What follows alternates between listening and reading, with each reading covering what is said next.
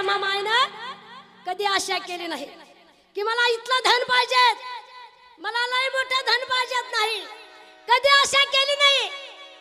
गौऱ्या थपायला जायची रमा माय माझी.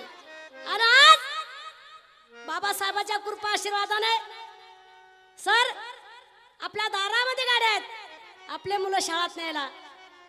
आणि म्हणून आपली माय जे बाजाराला जाते तर जरीचं पाता जरीची चोळी घालून सनी बाजारला जाते. आणि माझ्या रमा मायला काहीच नव्हतं.